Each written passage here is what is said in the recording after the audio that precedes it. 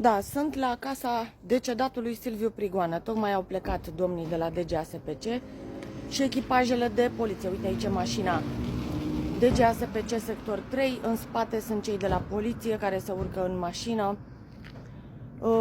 Astăzi am avut program de vizită cu minorul. A trebuit să vin să-l iau de aici, să-l preiau la ora 10. Bineînțeles că nu răspunde nimeni la poartă. Bineînțeles că acești frați vitregi nu mai dau niciun semn de viață, iar eu nu știu ce se întâmplă acum cu copilul meu, dacă e în regulă, dacă e în viață, dacă totul este ok. Ce pot să vă spun e că astfel de cazuri se întâmplă foarte des în România. Sunt părinți care stau și zgârie la poartă, așa cum stau și eu acum, iată, la poarta decedatului, ca să-mi văd copilul, când în mod normal ar fi trebuit ca autoritățile statului să mă ajute, să mă sprijine și să prevină separarea copilului de familie. Eu acum sunt părintele supraviețuitor și mă lupt de 2 ani de zile să-mi obțin drepturile. De ce? Pentru că un minor care nu are capacitate deplină de exercițiu, deci nu poate distinge între bine și rău, nu știe ce este bine pentru el și ce nu e bine, e ținut aici, în acest imobil, într-o stare de aservire, cum se spune, ca un ostatic, da, și influențat, manipulat, să-și urască propriul părinte, adică să mă urască pe mine.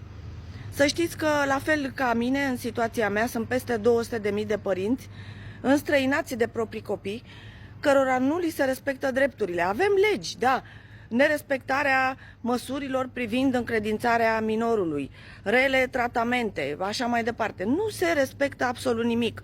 Și, din păcate, nici dosarele penale nu merg mai departe pentru că procurorii le închid. Ei spun, domne, dacă copilul nu vrea, hai să-l lăsăm în pace. Serios, domnilor procurori, un copil poate fi lăsat să facă ce dorește el, un adolescent care încă nu este major, poate fi lăsat să aleagă ce-i mai bine pentru el? De ce nu luați măsuri? De ce nu aplicați legea? Asta este întrebarea pe care o pun tuturor. Dacă avem aceste legi, dacă legea pedepsește nerespectarea unei hotărâri judecătorești, dacă legea pedepsește pe hârtie, da, nerespectarea măsurilor privind încredințarea minorului, de ce vă folosiți de toate aceste tertipuri ca să închideți dosarele penale? Ar trebui ca acești abuzatori, acești oameni care alienează copii, indiferent că sunt părinți sau sunt rude, colaterale, cum este în cazul meu, ar trebui să plătească legal pentru faptele lor. Nimic nu este mai odios decât să-i picuri unui copil în creier, picătură cu picătură, să-i spui, să-l înveți să-și urească părintele.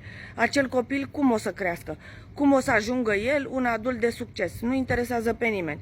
O să ajungă un adult cu stimă de sine scăzută, un adult cu probleme de anxietate, depresie, poate cu dependențe, poate cu alte și alte probleme de sănătate mentală.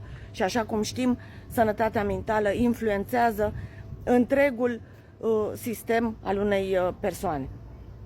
Asta este România de astăzi. În altă țară europeană, aceste legi se aplică. În altă țară europeană, abuzatorii, alienatorii sunt puși să plătească. Și atunci când sunt puși să plătească, dau înapoi. La noi, cu o mică intervenție, cu o mică cunoștință, uite că se poate. De 2 ani de zile aproape mă lupt pe holurile instanțelor să-mi dovedesc nevinovăția, nu am cazier, nu sunt o persoană cunoscută, nu am antecedente penale și cu toate astea acuzațiile sunt împotriva mea. Aici, în spatele porții, trăiesc niște îngerași, între ghilimele, care nu fac altceva decât să învețe un copil nevinovat să-și urască mama. Să vă fie rușine, voi, reprezentanții instituțiilor de forță ale statului român, să vă fie rușine pentru ceea ce faceți și pentru ceea ce permiteți.